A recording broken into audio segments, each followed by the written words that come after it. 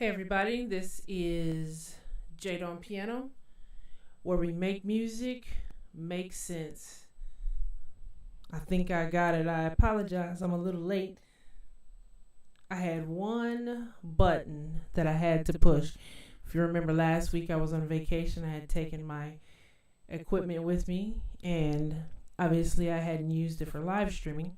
So I did not have one key button pushed that would push the audio through. So hopefully you can hear me. I can hear me in the way that I normally do, and so hopefully you can too. Hopefully you can hear, see the piano. Let me straighten up just a bit. There we go. You guys let me know if you can hear, when you can hear, and I'm going to start the track so that we've got a couple of minutes for that. Haven't done Cory in a while, so let's get back to him. Cory Henry plays Amazing Grace for Arturo Sandoval.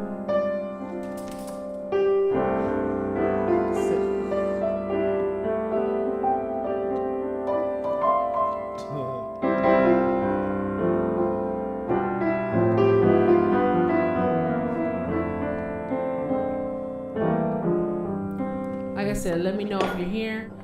I don't see any comments yet. I see a couple people here, but I don't see comments yet.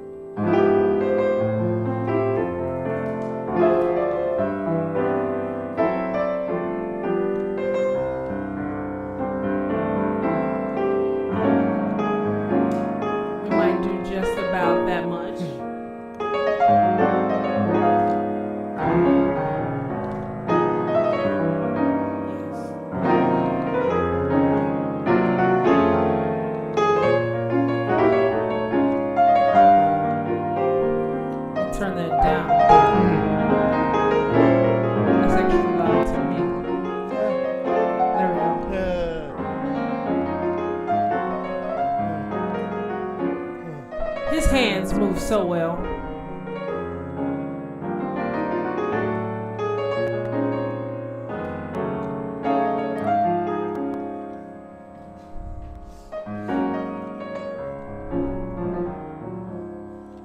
Okay.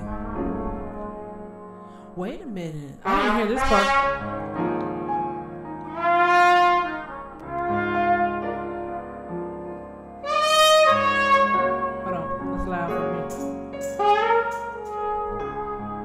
I didn't hear this part, so I...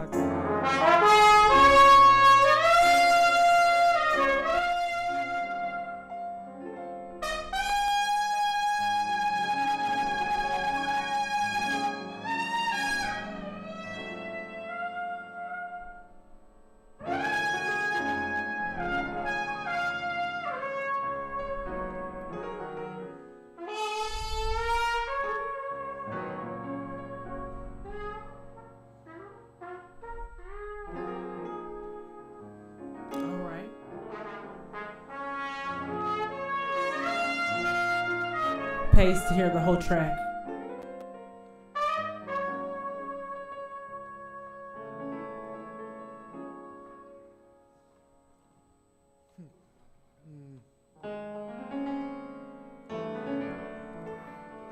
And then he changes the key, but of course.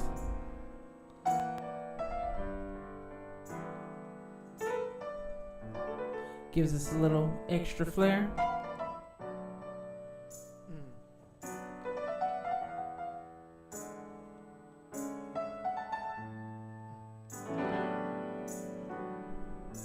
He actually kind of changes the style of his playing.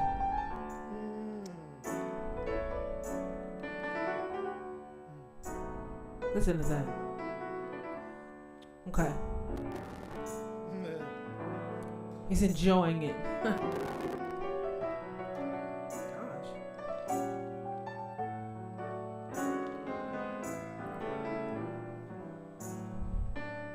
Okay. And then he changes key again. I'm going to go back here. Let's see. Where did he lift up that piano? It was after that. Right in here. So we're going to start right in here. Yep, this is right about where we want to start so that we can get the entire or the entirety of when he's playing the song. I don't let me look at my phone because I don't see any comments and I don't want to assume no one has said anything. Let me see. Give me one more second to pull that up and turn this down. Nope, I don't see anything. Okay, I was just making sure because I didn't know if you guys could hear me. I see it. Okay, so I'm just going to assume that you can hear me, piano, and that you heard the clip at large. Here we go. Cory Henry. Wait, I'm going to leave that screen up until I see some confirmation. There. All right, let's get moving with this.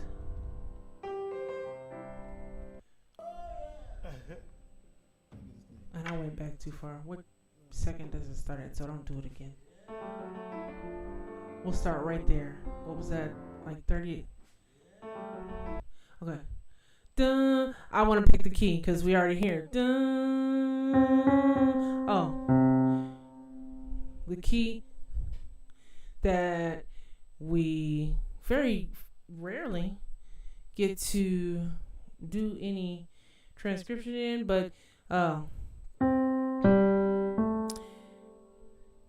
before I get to move, let's get the chords in the key. We're in C, and you know, like I said, that is rare. We're not in C very often. Here we go. Notes. That's the scale. Let me fix my. There we go, so you can see more of the keyboard. Okay, there we go. Now let's get some chords, and I'm giving it to you again. Root position. That's 1, 2, 3. This is the chords we expect, so we know immediately when he's switching off chords and doing the sweet things that we only hope to be able to do. That's 4. That's 5. That's 6. That's 7, and back to 1. We're in C. Now, you remember we went through it, and he played in a couple of different keys, so that won't be our only key, hopefully, if we can get through much of this. Now, he started with a little move. We've heard this move before. The place that I know that I first heard it was Hezekiah Walker. I Need You to Survive. Listen to it here, but right there in between the songs is where I first heard that. So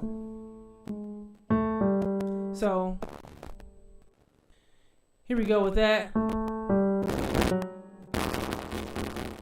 Oh, now we want to get crazy. Okay. Remember we talked about whatever compatibility issues with Big Sur. Somebody let me know something. We got that whole move. Notice, I'm going to play the whole thing. This is a half diminished chord that we're outlining. And we're walking into it. That's where we're going. To this G major. So, we've talked about leading tones before. We're leading to the G with the half sharp chord. Or half sharp. The leading tone, but it's an F sharp chord. It's the F sharp half diminished or minor 7 flat 5. If we're thinking in the key of G for a split second, you know, we've talked about that type of thing. In the key of G, that would be the chord. That would be the 7th chord. 3, 4, 5, 6, 7. That's the 7 chord. So we just walked to the 7 chord of G to get to the G. And he didn't play the chord as a chord, he played it as an arpeggio. Now, let's see what kind of G chord he played on top of that.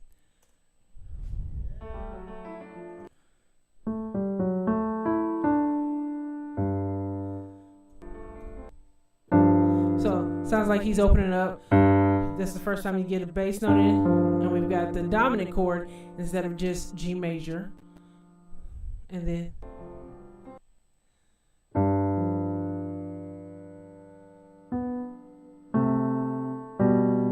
I think that's what I'm hearing in the middle.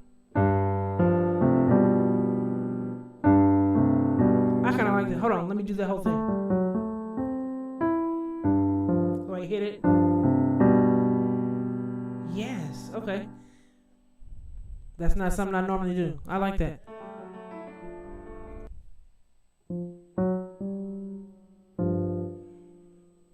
Let's try that again, because I feel like I'm missing something. Let me give it a little bit of volume once more. When Arturo Sandoval was playing the trumpet, if we didn't know, he is a Cuban jazz trumpeter, renowned for his trumpet playing.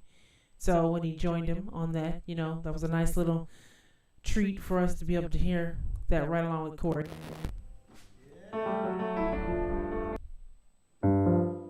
Okay.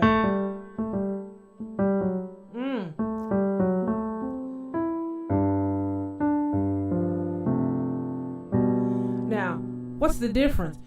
The difference simply is the musicality. I strive for trying to get exactly whatever it is so that we can learn from that. It's one thing to do this.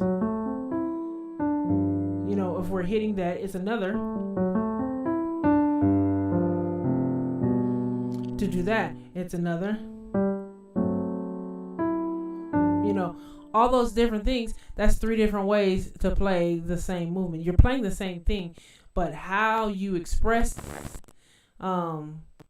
is almost like inflection when you're speaking. You can be like, what's up? Hey, what's up? Different types of things. It's the same phrase, but how you're saying it is giving context and meaning to the listener. So that's an important difference. That's why I keep running it back. We obviously have the notes on something easy to grab the notes like that, but we want to be able to get the feel of it as well. And he's just playing it so fast.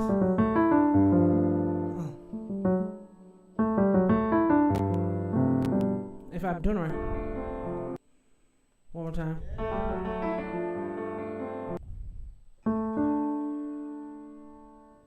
Okay.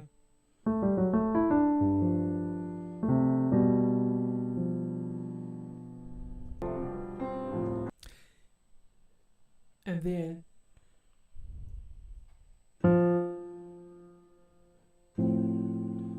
I just switched that. And then we go to a drop 2 chord.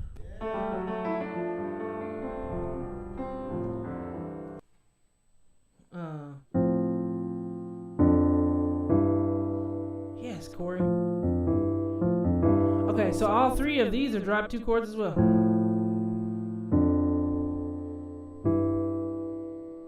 Does he hit a bass?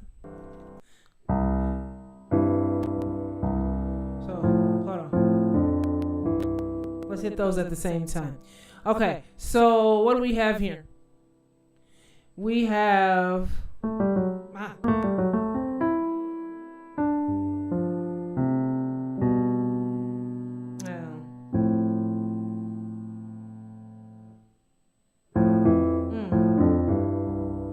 something to that effect.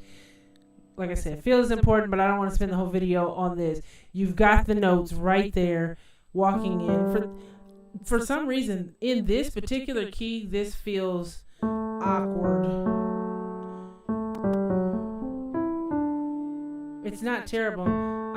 You can see my hand walking straight down. So we've got that. Let's keep going.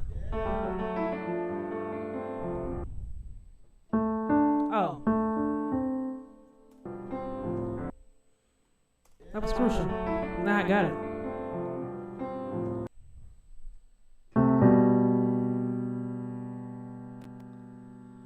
Let me see. I see you, Junior.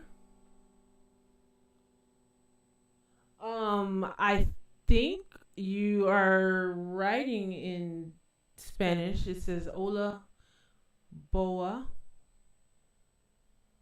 Noisy. I struggle reading Spanish. But if that says hey in whatever language, it could be Portuguese as well. Hey, Junior.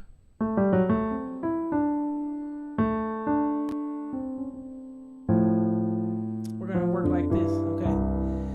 Thanks for joining in. Hope you can hear everything. Let's keep it moving. Okay. Wait, let's get the chord right.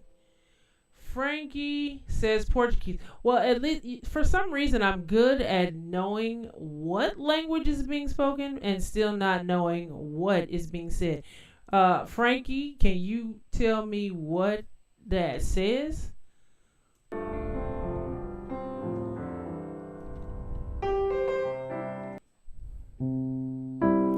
Oh. Hey, Frankie, what is that? What Junior said, Junior or Frankie? What does that say? YouTube doesn't have a translator for me, unfortunately. That actually would be a really cool feature.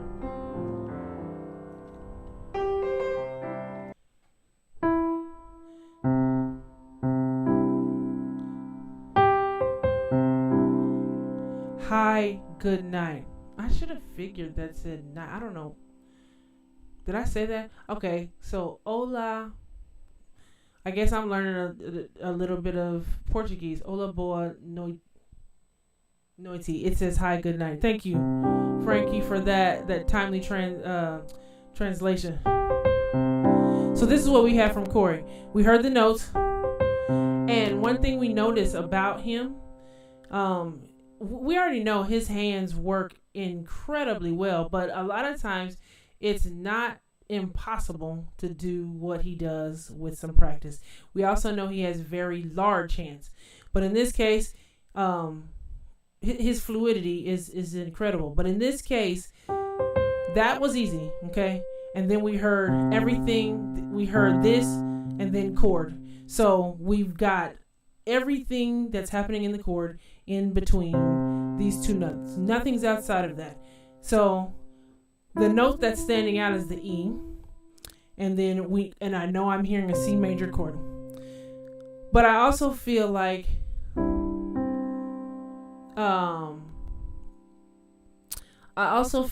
one second, sold out one. I also feel like the D is in there because this is just the C major. I hear a little bit more fullness than just a straight chord. So I put the D in there, which would just is adding the two. You see, and that kind of, let's see, that kind of fills it up a little bit more. Now, this note may not be in here.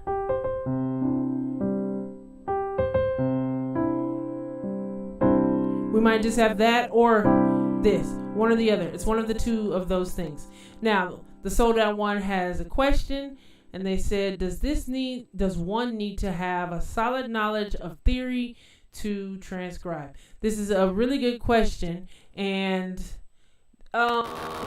it kind of depends. I'm saying that because if your ear is really good, you can pick the notes out, and you could have done that same thing.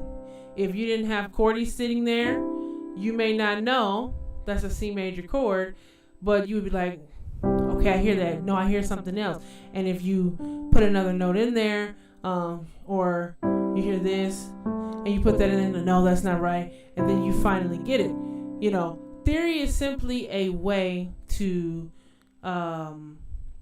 understand what you're doing. So even if you don't know theory and your ear is good, you can hear and pick out these notes and keep going all the way through this as your ear grows and gets stronger. But when you can explain it, or not necessarily explain it, but explain it or understand it for yourself, then, like I said, I was hearing this at for sure, but then it's like it's a little bit fuller, and I was thinking, okay, first choice, I'm gonna add the fifth because this is my chord. So I was thinking, okay, it could be that note. Let's add it in there for some fullness. Because, see, this was in second inversion. Root, first inversion, second inversion. All those things would be something for theory. I know I'm hearing that tucked in the inside of here. I'm putting that in. Now, it's like, but that added some support. But let me think about what other notes I can add to this. So, knowing, I was thinking, okay, I can add the 2 or I can add the 6. The 2 is this. I guess you can also add the 7th, but I didn't hear the 7th. Again, that was based on me understanding, though. So half of it's ear, and for me, half of it's ear, and the other half is quickly coming in with what I think it might be. That's why I showed you the keys, expected chords, and it wasn't a 7th chord. Even if I put that in here, listen. See, we're not hearing this sound. We're hearing much more like this sound. Knowing theory just gives you a baseline of understanding. Do I recommend knowing theory? Absolutely, because it can save you a lot of time. I was thinking this, or I was thinking this. See, but that doesn't sound right. So, or I shouldn't even say right. I should say it doesn't sound like what he played. It can be what was played there. That can be the choice if we wanted to play it like that. They both could. You see what I'm saying? I can do both. I can do neither. See? So, or I could do the 7th that I didn't use. That's just... See? So, in this case, we heard what was actually there, and then we're like, oh, I could have 3 different chords. I could play the C major 7. I could play the C 9, or it's not a 9 because the 7th's not there. Add 2. I can't call it a 9 unless the 7th is present, so it has to be the 2. The C major, add 2, or this should be C major 6. Let's fix that up if you didn't hear that clearly. Yeah, C major 6. So I have those 3 choices. They didn't change the overall sound that we already had going forward. It simply is giving us options. But we learned in one place, he used 1 chord in this instance, but we can use 1 of 3 and then unlimited amounts of voicings in the same space. That's what theory can do, is help you know other places to use. Since we can use a C major 7th chord, we are looking for, if we were in another song in another key, we're in the key of C right now, but say we were in the key of G, that also utilizes a C major 7 chord. That's possibly a location we can use the chord that Cory used, because we know theory.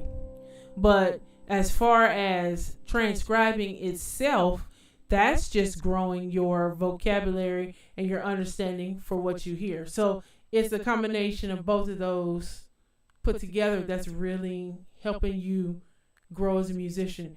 You learn what you can do from transcribing. You understand it with theory. I hope that makes a lot more sense. Let me know. I'm going to keep going while that, there's that delay for YouTube. Now we got a nice little special chord. That was nice and loud. Sorry about it. That was easy. Because we know the melody. Now, he hit this and then he hit a chord. Let's go back. Oh.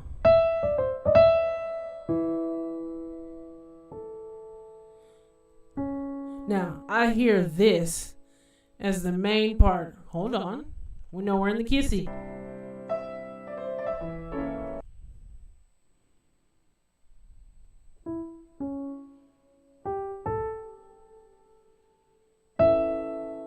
I hear something else in there. I'm missing something.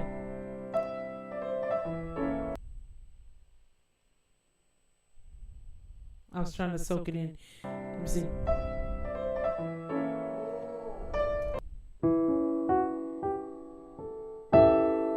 It's not a dominant.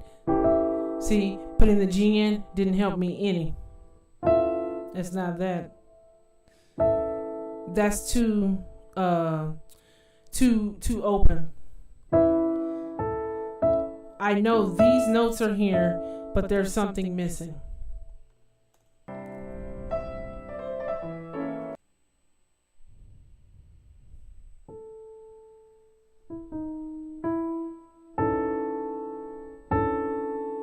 It's not the D. Y'all see, I gotta find the note in here. Sorry about that.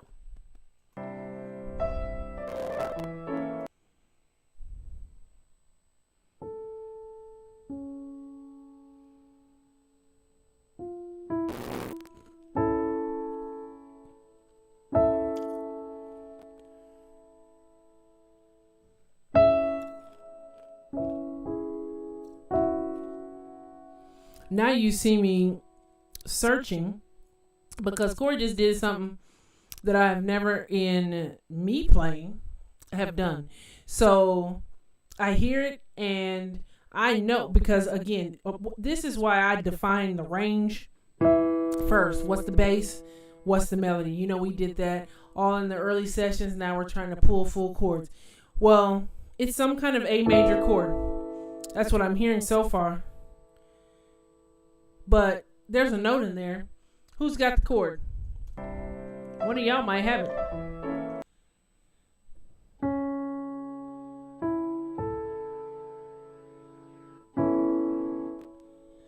Oh, wrong thing. Let me see. Is that it? Oh, I think we have a winner.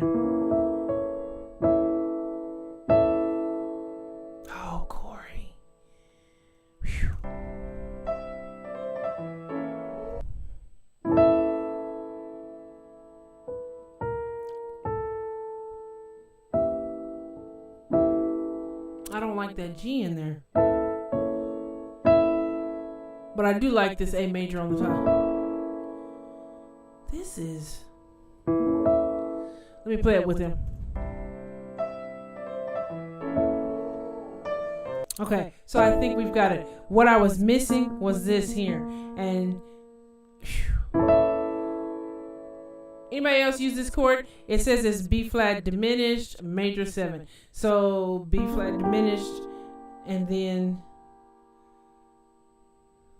that would be B flat diminished 7. Where would the major 7? Oh, like that. Okay. So this is the chord that it's saying for us right here. A major. Okay. All the notes are there. It's calling a B flat diminished 7, but diminished major 7. Sorry about that. There's a diminished and then a major 7. This would have been a half diminished, and this would have been the fully diminished. I like this a lot. I've used this chord before, but never in this context. What he did, if we really want to think about it, he takes this in second inversion, brings it down here, and then kind of plays on the fact that there's an A major in this, and you know, pulls that out fully. Now, once I'm seeing all the notes in this chord and knowing the song Amazing Grace, he did. Now, we know we're going, normally in Amazing Grace, we go here. Something like this, somewhere that's a 4 chord. Well, playing this right before it, I'm seeing it one of two ways. And again, here comes our leading tone. If I expect an F chord, the leading tone to F is E.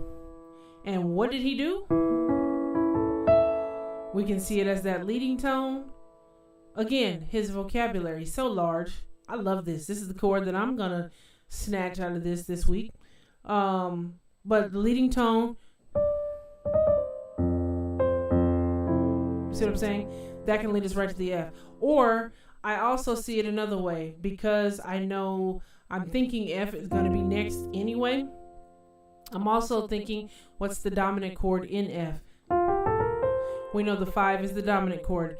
So, C. Well, look at these notes right here. I have this part right in my C dominant chord, right? So if I just take that, and then we've got, if I'm singing in a way of a dominant chord, that would be the flat 9. Sorry about that. That's the flat 9, and that would be the 13. So, yeah, that's what it says. C13, flat 9. That's the second way that I'm seeing it. So either the B flat diminished major 7 in second inversion, or C13 flat 9. And then I'm guessing the very next chord is an F. Let's see.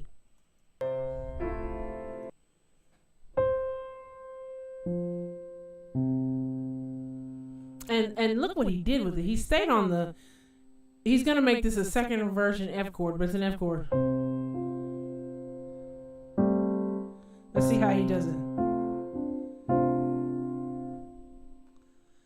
So the things that I'm saying, so that one probably are more theory related, to help you understand. But that's why I'm showing you the notes as well, so you can grab them.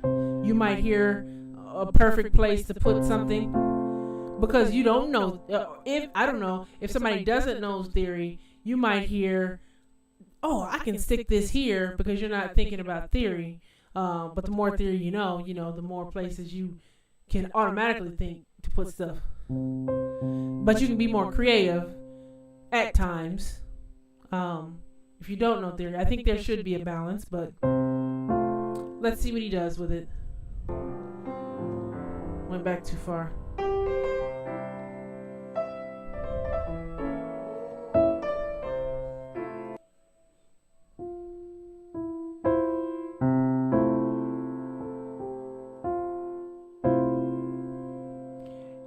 Theory does have rules, but surprisingly, it's not what most people think. Let me get this chord. I think this is what we got. So he's got a F major 7 chord, but it's in second inversion. So to address So That One's point, he says theory has rules.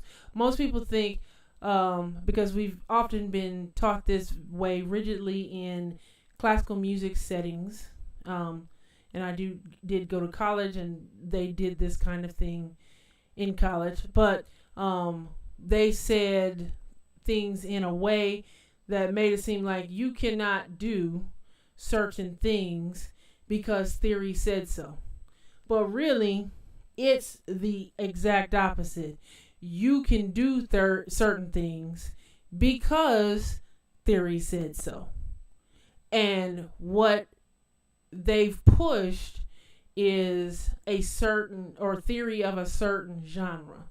So, for instance, and that was the chord, if you didn't get it, we can hear that this smash here was the feature of that. I like that. We came from here.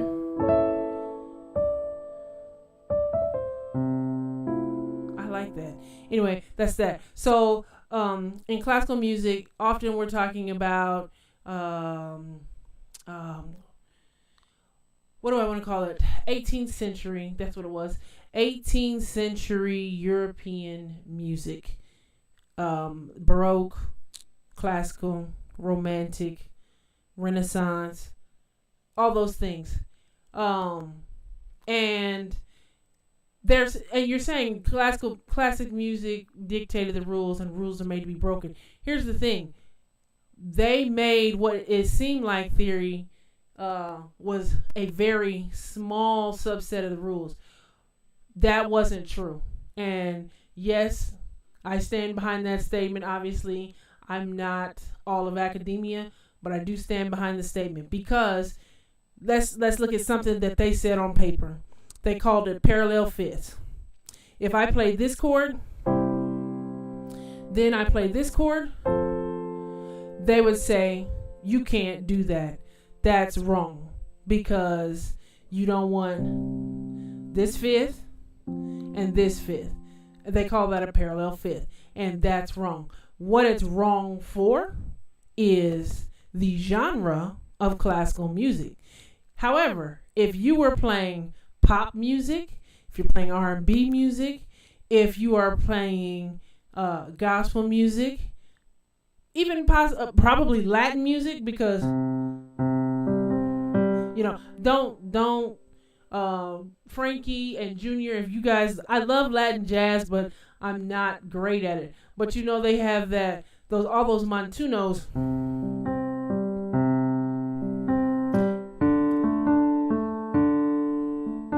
I'm trying to do the counting in my head, but at the same time, either way, using parallel fifths happens in other genres.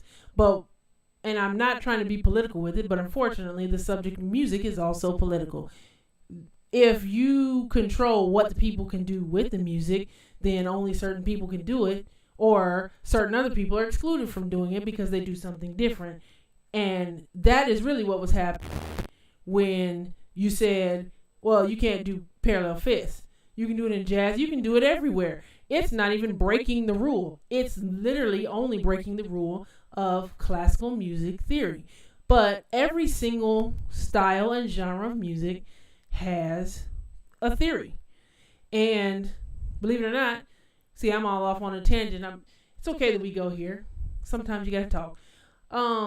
Believe it or not, even when I was in college, I would kind of go head to head with my piano teacher because he wanted me to be a classical music pianist. He thought I had the hand technique for it, and I didn't want to do that. I went to college for the information, the knowledge, specifically the theory, because I didn't understand it as well, and so I wanted to learn that kind of stuff. Well, he thought I wasn't applying myself enough, and he called literally gospel music improv, playing by ear, improv, and I'm like, but he couldn't have played in that kind of way. He couldn't have, and he is a world-renowned pianist, probably still to this day. But if you ask him to do what we're doing right here, it's probably not going to happen because it doesn't fit in what he would have considered the rules of classical music. However, when I take the same concepts of theory that he does know and then tweak them to encompass all music, I'm not even breaking them. I just recognize in classical music, it's this way. In jazz, it's this way. In gospel, it's this way. And if you really think about it, when you're in the different genres, they're going to have different things that are standard for that genre. Rhythm is heavy, one of the heavy things. Chord types, if you think about it, is another. If we were doing the blues, you would hear something like, I'm just making up stuff. You hear the sevens, right? Oh, sorry. Right. I'm just making up stuff based on understanding blues. Blues are going to use a lot of these dominant chords on every single chord. You don't do that, and you do that in traditional gospel as well. You've got a lot of dominant chords because you'll hear the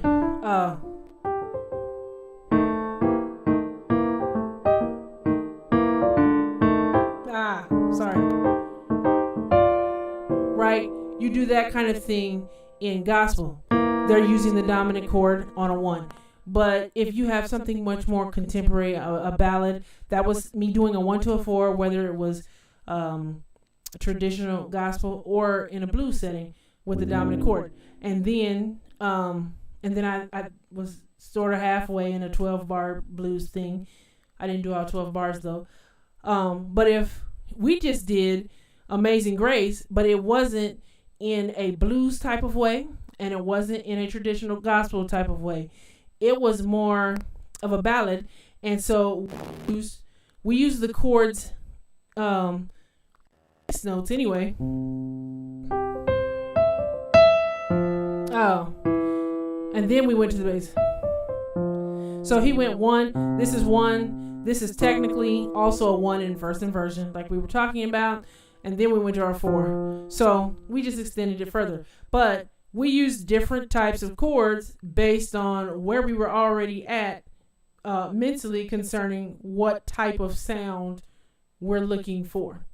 So if you know the rhythm of a genre and you know what kind of chords they are apt to use. Now, I don't play a lot of blues.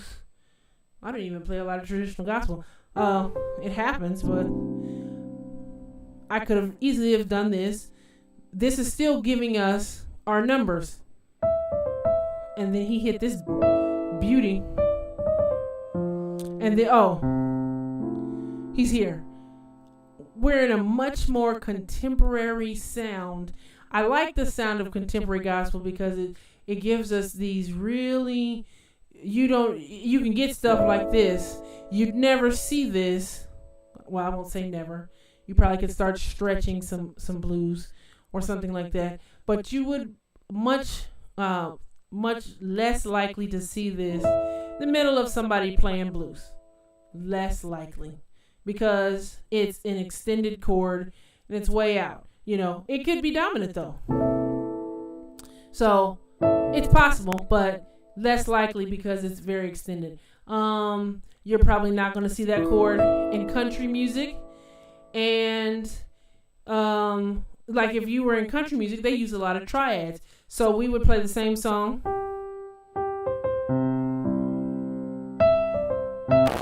Oh, let me go to first inversion. This is nice and open, first inversion. Notice I'm just using a triad. If you hear all this buzzing going on, it's Big Sur and Logic Pro fighting each other. And, they've been doing this for a couple months now since I updated.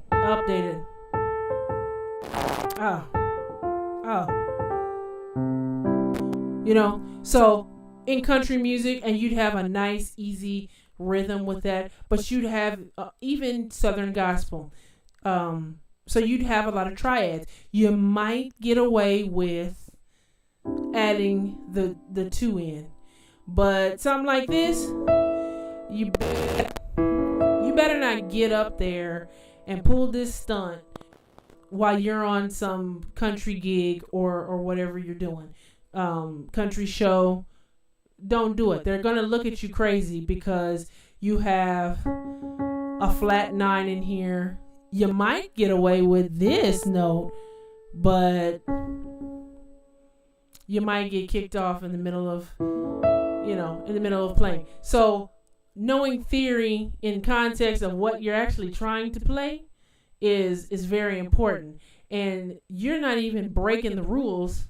It's just that you were only given part of the rule book. They didn't want you to know, you can use these notes in these other ways. Again, like I said, a lot of times we don't think about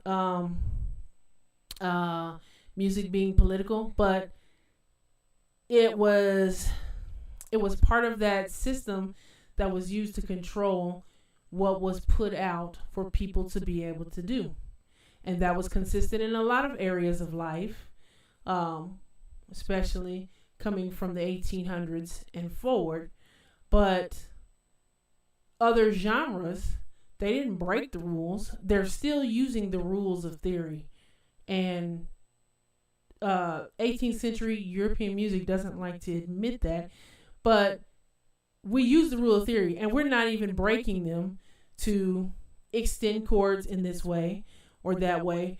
If you ask me if I'm giving you my opinion on music, this is part of an overall thought I have regarding it. But I see classical music, I see jazz music, and then, so let me put my microphone right in the middle. I see classical, I see jazz, and I see gospel right in the middle as, and I'm not just saying that because I love gospel music, but as the three most important contributions to music. Yeah. So, yeah, see, so now I should have researched more. I have been holding on to Mojave. I'll get back to my point in a second. I had been holding on to Mojave, and it was cool, but I had another issue with my computer that I was trying to fix, and I was recommended to update a Big Sur, and I did, and it tore up this and didn't fix the other issue. So now I got two issues that I have to deal with. It's crazy. But for me, as far as contributions to music, classical music gave you Roman numeral analysis, and you have the structure of the song and the melody. So you have the structure of the bass and the melody and everything. Jazz, on the other end, it gives you the song structure, and it gives you fixed harmony, so the fixed bass notes or the fixed chord types, whatever, and then it gives you freedom in the melody, right? If you're thinking about jazz, they'll play the changes, and then they'll begin to solo over the changes, whatever they want. You hear a melody the first time around, but then, a good jazz soloist, they will go and they will solo based on the changes. So that's what jazz does. Classical is fixed. You don't solo. You play what's on the page. The melody's on the page and the harmony's on the page. You aren't expected to change a thing. You better do what's right there. And you should do it the way that they told you to do it. It's very rigid. But gospel has a feature that has a loose, and I'm saying as a standard of the genre. So fixed, then fixed, loose, or fixed and free, because you have a free melody. But in gospel, you have a free melody and you have a free harmonic structure. Now it's there and it is based on something, but in the same way that you can freely move about the melody based on what the melody is, you can also freely move about the harmony based on what the harmony is. And that's what you see in gospel music. Because like we're taking this song, Amazing Grace, and if we just had the melody,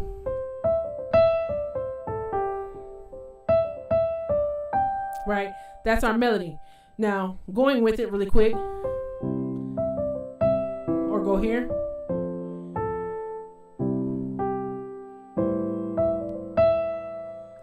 let me go here, right?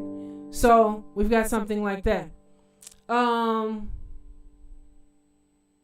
Okay, Innocent Lives. I don't think I've ever said hi to you, but you're welcome. And you said it really opened your understanding on how to get a lick from a chord. Okay, yeah, using an arpeggio, certainly. Yeah, that'll give you, you can use that kind of stuff to get a simple, like you said, a simple lick. So that was the bass line from there. I can easily, so this time I went here, right, watch this time. I can stay on the chord. What Cory did right here,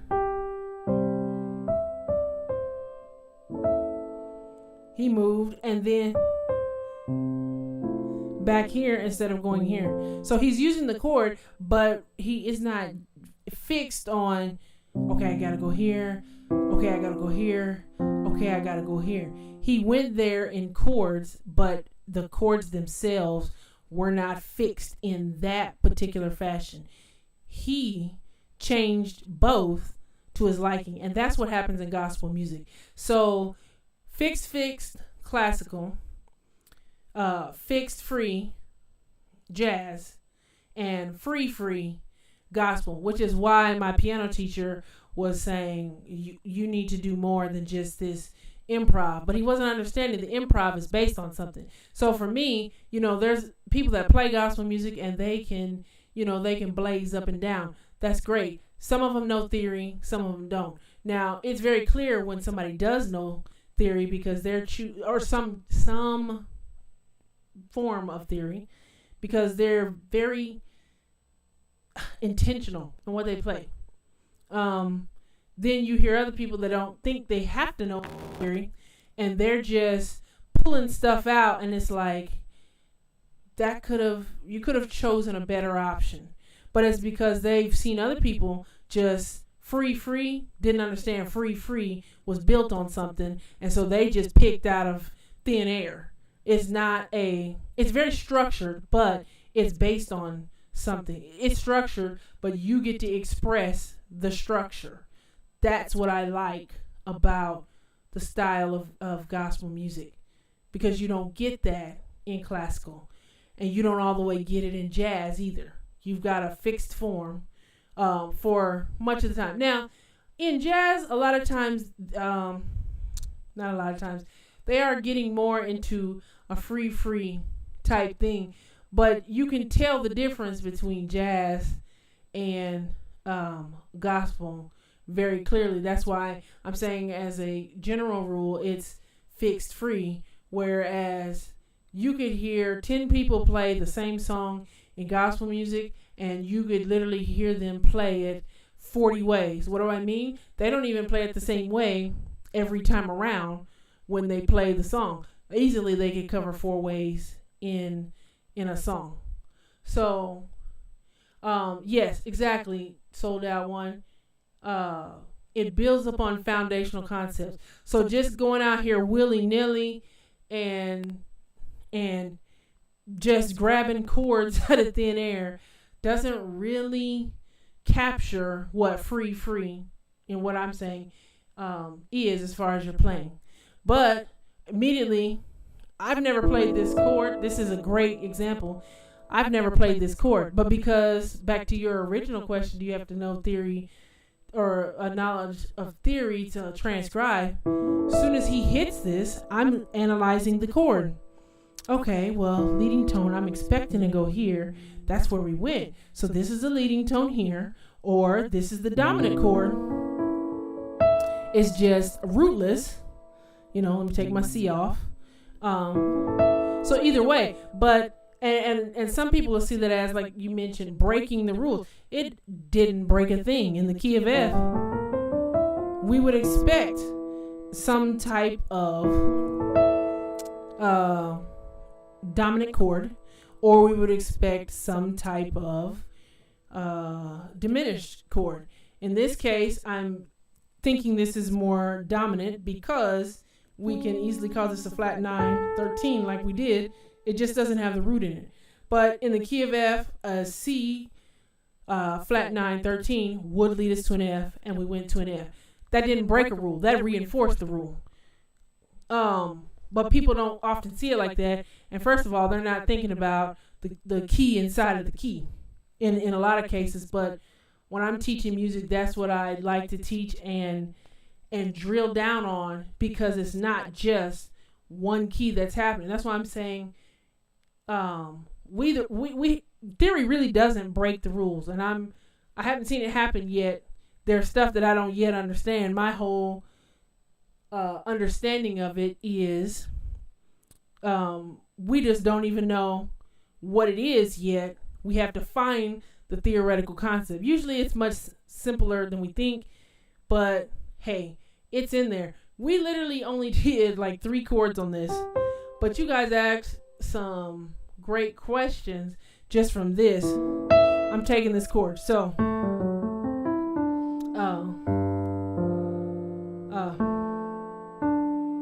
and then we did, what was it?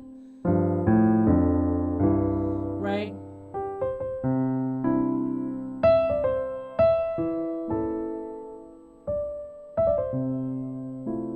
That's where we got. Let's at least finish this phrase. Ooh.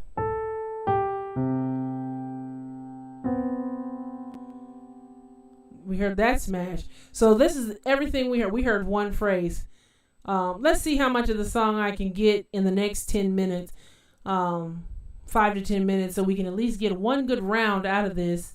But, you know, we had a quite deep discussion on theory rules, genres, genre types, rhythms, all of those things, voicings you would use in each genre.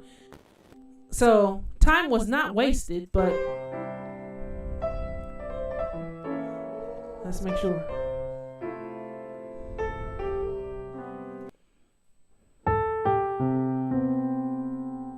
You hear that? Remember I talked about using that C7? Here it is. This the first time we hit, right? We had that. This time he uses it. He's using that tension. He had the tension here. I love that. He knows how to pick out some great voicing. DNA Project is saying, "Love it, Jada. Keep going." Yeah, we gotta get a little bit more. Let's see how quick I can pull out Cory. This is gonna be a challenge. Here we go. Whew.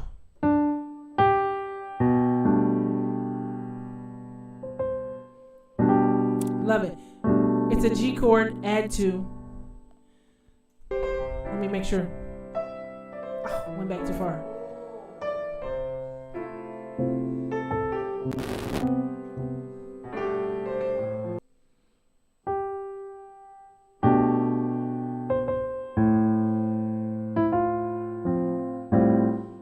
Right.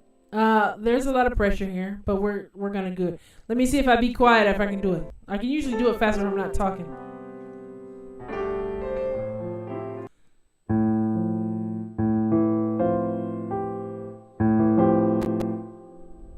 Let's see.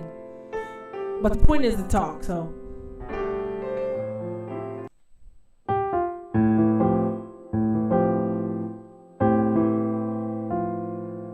Something of that nature. I'm hitting in the wrong space.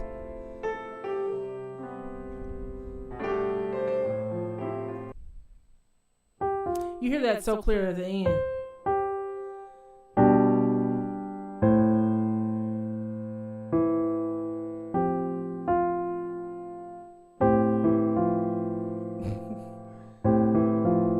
Let's see. DNA Project said keep talking and keep playing.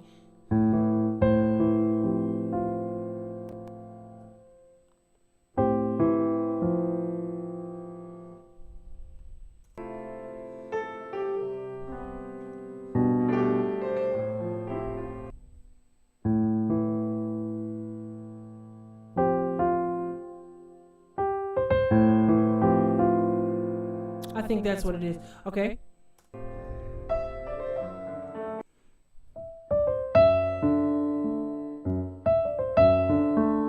And as you can see, I'm not using my pedal at all because I want you to get the notes. Okay.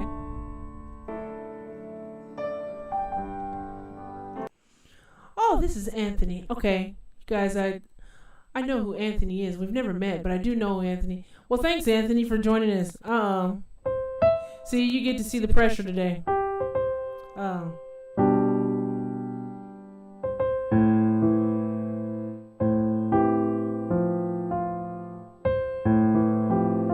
There we go. Let's see if he puts another note in. Whoa. Whoa. Come back, Cory. Come back.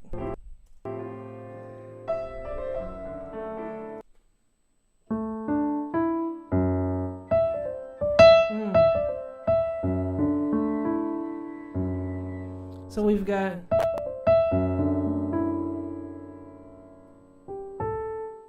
we may have a chord as full as this. Let's keep going because he did something big there.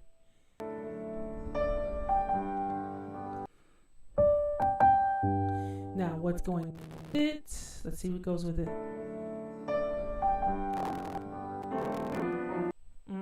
I need to hear it. Okay, something simple right there. I gotta use my pedal long enough.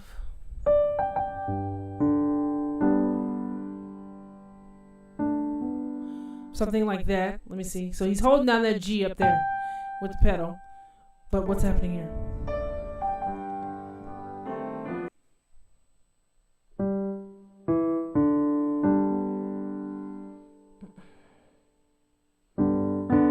And then I'm hearing this. So he hit. So let me play the pedal real quick.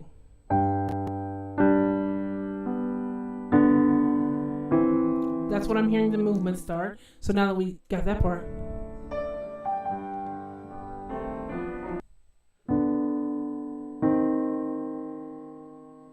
You know what I'm about to do. I gotta slow this down. I gave perspective on why I learned theory. But now let's get to applying.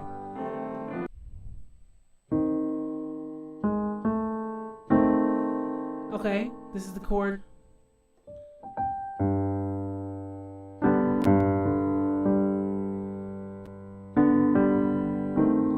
Okay, we got that chord second.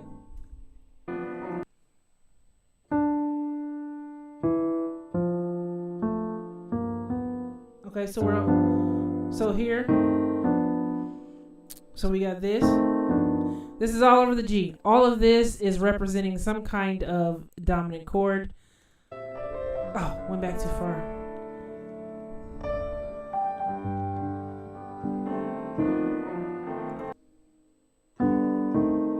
So if I don't hit all of that,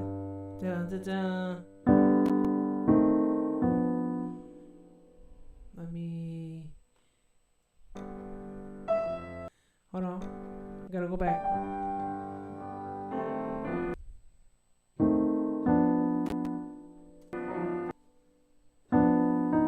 I think he's flipping off of that D to the E flat.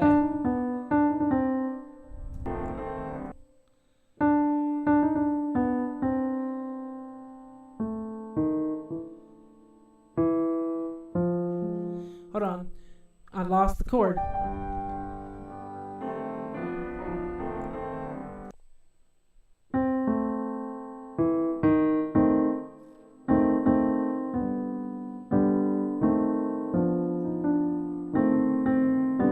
He's doing all that.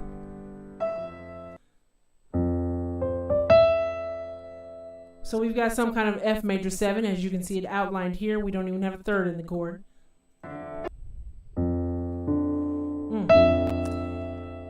If we had an A, let me throw one in. Now we have an F major 7 with the 13th. Oh, wait.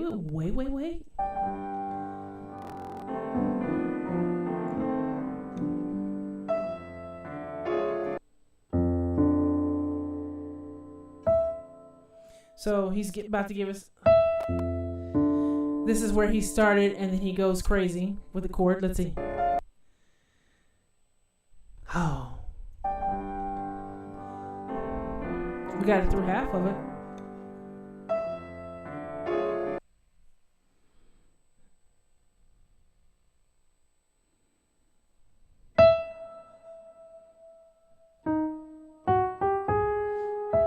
Okay, I'm hearing that A flat. I was trying to see what I was hearing. So this is in it. Let's see if it's some kind of diminished chord.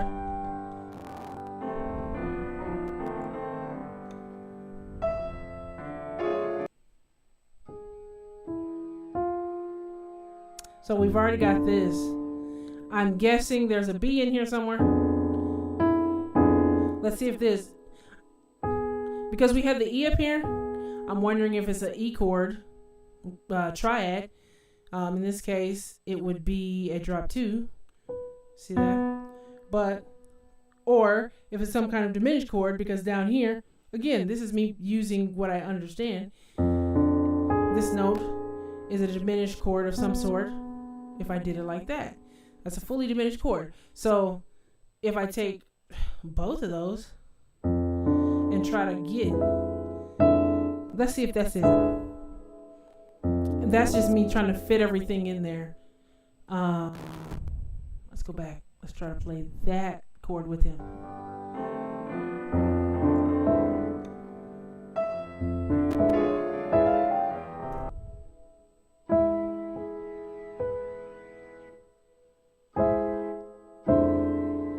And I think he goes a step further and messes around and puts the C in it.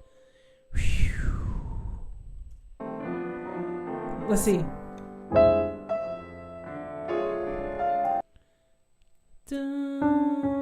There's that in the chord. Okay.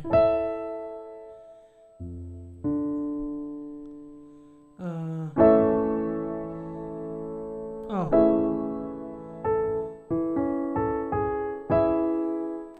How is he doing this?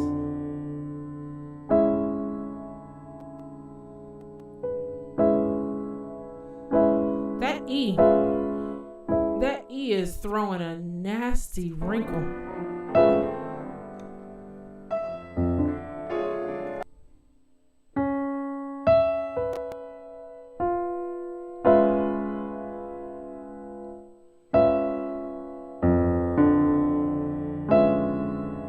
Oh my gosh, yes, he is taking me on a journey. Woo! Listen to this chord. I think we got it. Another one I'm taking.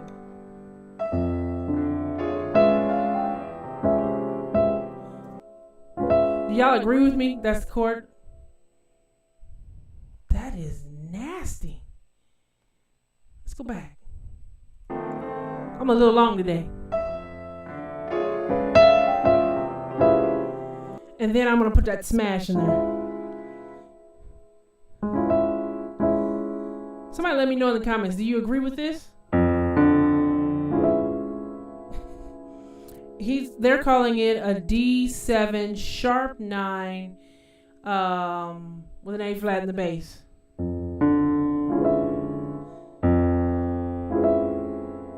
Or with an F in the bass. Okay. Because that time I'm holding the F down.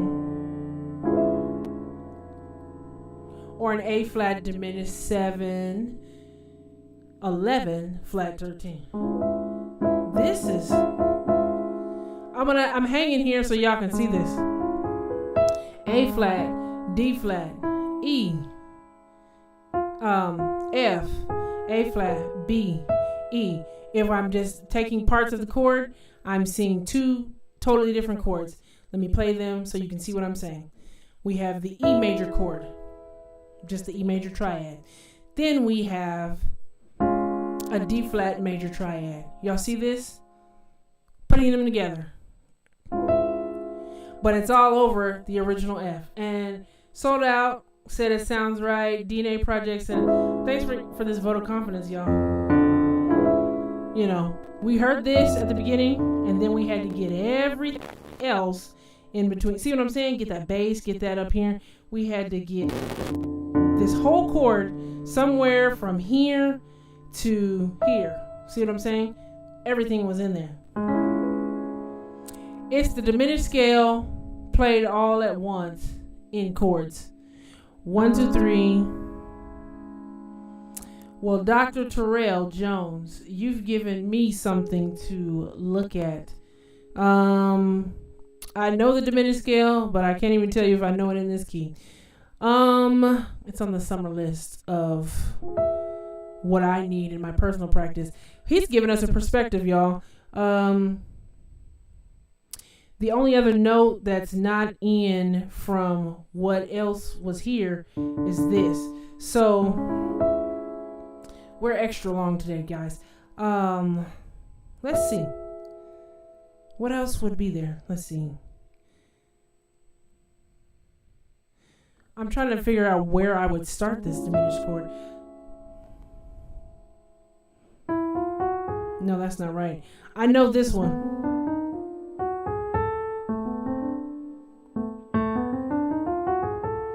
So I need whole step, whole step. What is that? Whole step, half step, whole step. Whole step, half step, whole step, half step. Let me get that. Let's start on this one. No, I just need it. See, I can't start here. Play A flat diminished 7 in my left hand and C sharp diminished 7 in the right hand. Let's see what we're hearing from this. A flat diminished 7th left hand, C sharp diminished right hand. I'm going to start it here.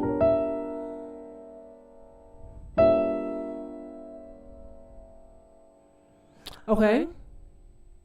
Oh, that's the other notes, I guess, that I'm not playing, because I'm not playing this note and I'm not playing this note. So I'm not playing these two notes. Now, this is the point, even though I didn't know what he just said, this is the point I'm saying of the stuff you begin to recognize when you increase your vocabulary. So he just, and hold on. I actually have played this chord, but not in this way. I've played it, it would be over a B flat when I play,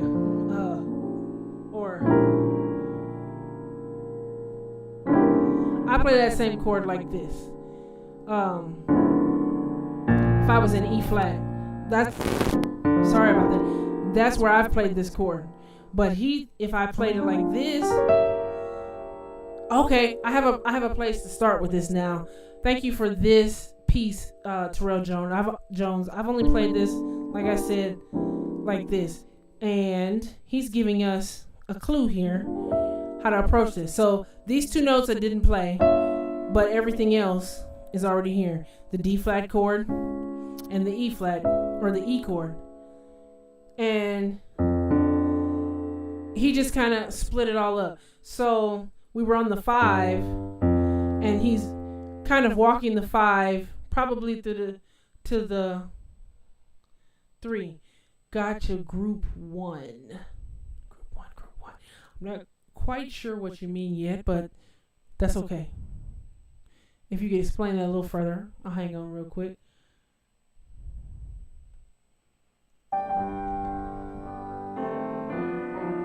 Okay, we heard that. Oh, I get it. Only because DNA Project said that, and when you said it, Anthony, it made sense. Got it, Dr. Terrell. Yeah, you've given me an extra piece of. Yeah, that was yesterday, you guys. I was part of a breakout group, and we were all in the same group. Thank you guys for joining in. He's given me what I didn't have. I've only used this chord in E flat, but here we are in the key of C, which it makes sense because if I can use it in E flat, this is me theory talking, but E flat is related to C minor, but C minor obviously. If we take the chords away, it's just C. But these diminished moves, if I do them in general, or diminished moves, this here, if I do this here, you know how diminished moves works. You can move them down in minor thirds. So the bigger thing is, if I can do this in E flat major, I can do it in C, which is what is happening here, and that's what basically he was saying. I would also, to continue this thought that he's saying, be able to do this in A and F sharp, because I can do it here. So that's what he's getting at. And this is me not even playing with it yet, but because he gave me that one concept, I've used it in one more way. It exposed a bigger place. So I can use it in key of C, key of A, key of F sharp. Have not done it yet, would have to work through it. But yeah, there's that. Let's get the next chord. Yeah, so it's our 1 chord, but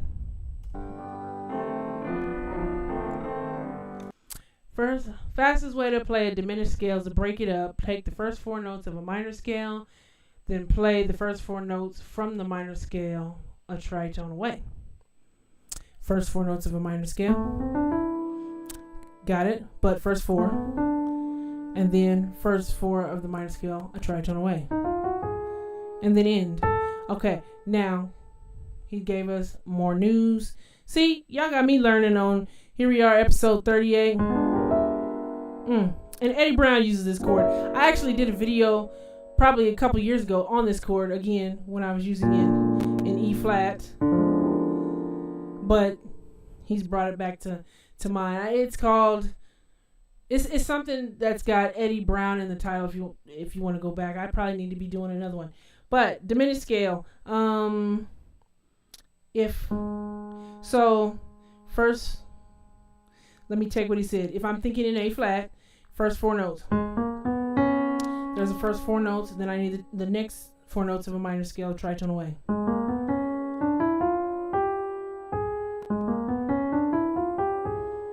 That would be everything we just did. A flat whole half diminished, and that's what it's giving me. And those are the notes that we just played. Thank you for all this knowledge you're dropping here, Dr. Terrell. Y'all look at this. Cory did all this. He knows this, and he's using all of it. Now I'm going to stretch what Dr. Terrell is saying further, because all of this really happened in a diminished context, okay? We were here, and then we did this, right?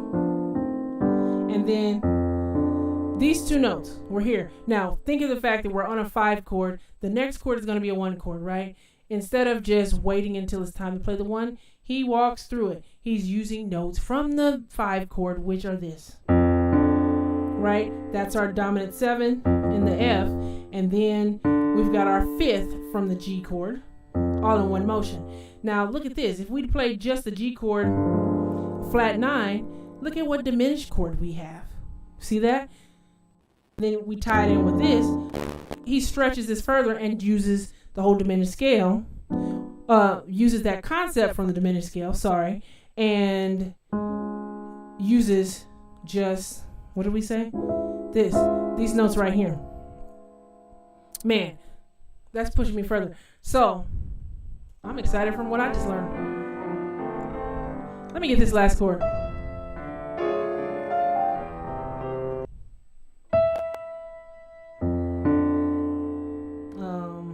I forgot the chord.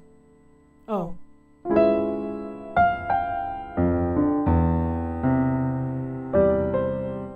Something probably in this area.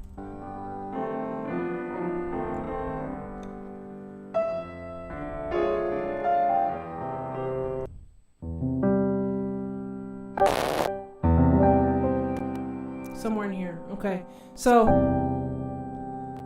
I didn't do it in 10 minutes. I'm 20 minutes overtime, which never happens. But yeah, we got back to the 1 chord.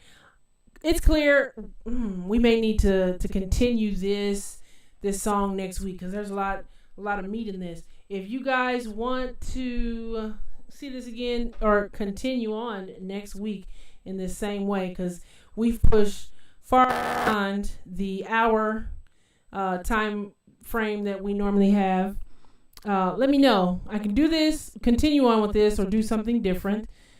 Yeah, let me know real quick what you're thinking. My 2 chords, while I'm waiting to see what you guys think, is this one and this one.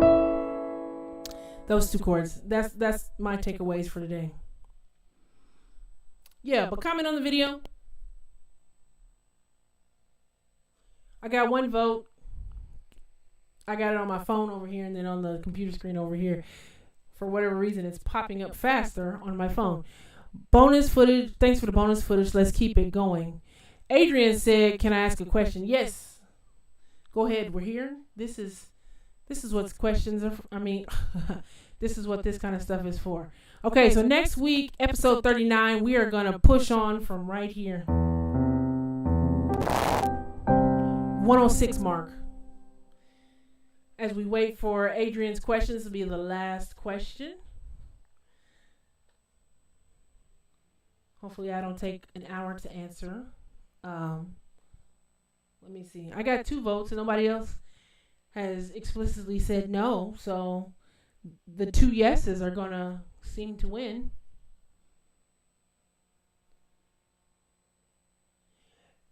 Adrian asking what piano software I'm using.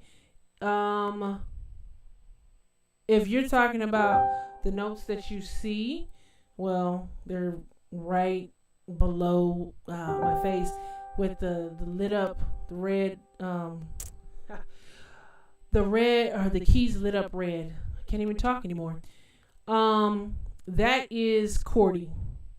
You can get it on Mac and PC. A guy named Matt Cat Music, he does Cory, or he makes Cory. And thanks, Philip Harris. Nice to see you here. I don't think I've ever seen Adrian, Dr. Terrell, Philip, or there was somebody else. It was Junior, and no, I'd seen Frankie before. But to all you guys that are new, thanks for joining in. So again, like I'm saying, Adrian, this is Cory. I also have a video on Cory. It's a review on the Midi softwares. Okay, cool. Yeah, I have a video. If you guys like this stuff, go ahead and subscribe to the channel. But I have a video on Meticulous. And now they've dropped 4.0. That's Jamal Hartwell. Love that software. I have all 4 of them. So that's Meticulous, Cory. This is Cory. And Hear and Play has a software called Song Tutor or something like that. I have that one. And then there's a free one called Midi Sheet Music. And in that video, I think I did it sometime in 2019. Thanks, Adrian. If you go look for that video, it's like review, Midi software review or something like that in my videos. You can see like kind of the pros and cons of each one. I use this for my live stream because it user friendly is probably, I talk about all this in the video, but let me see. I'm probably going to say Meticulous, but it's also the most expensive. I like Cory for live streaming because it seemingly uses more or less CPU power, which I need low CPU usage while streaming. However, if I'm just sitting and practicing, and it has a really clean interface this here, but the setup to get Cory connected to your computer is more technical. You gotta find a YouTube video on it. There's a couple of them out there, but getting it set up is more complicated. And it doesn't use any sound. So all of my sounds are coming from Logic. You're just literally seeing the display of Cory. So it's powerful for what it is. Cory, C-O. Hold on. I'll just type it in there. It's not even C-O, it's C-H. I'm about to spell it wrong. Talking. Cory. But yeah, Meticulous is the most expensive for the pro version, but there's a free version that can be used. It also has the best sound quality because you can add contact to it. Go check out that video because it's going through the pros and cons, and I'm showing you the software, each one of those softwares, how you can use it with MIDI files and all of those things, so you can really like get an in-depth to make a better choice, because they're all different price ranges from free to I think $100. So it kind of depends on what your budget is at the time as well. So let me see if I can throw that in the chat before I exit. Give me a moment to Midi to pull it up on my page and get the link. I'll throw it in here. Let me see. Oh, where is it? Hold on. my videos. I apologize, y'all. I didn't know we was going to have this question. Otherwise, I could have been, slightly more prepared. Let me see. Here it is. I found it. It was, oh wow, it was almost a whole year ago. Copy the link. And I will also put a link of it in the other chat in case you don't find the live chat again. When this video ends, I'll put it in the regular chat as well. So anyway, it is a full hour and a half later.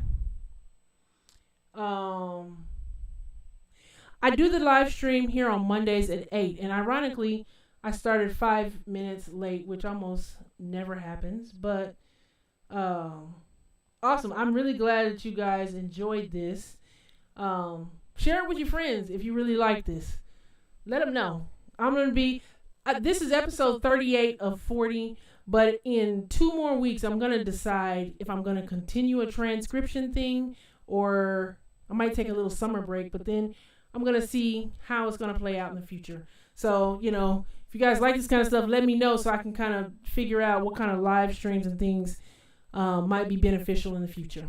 So anyway, take care. Have a great evening.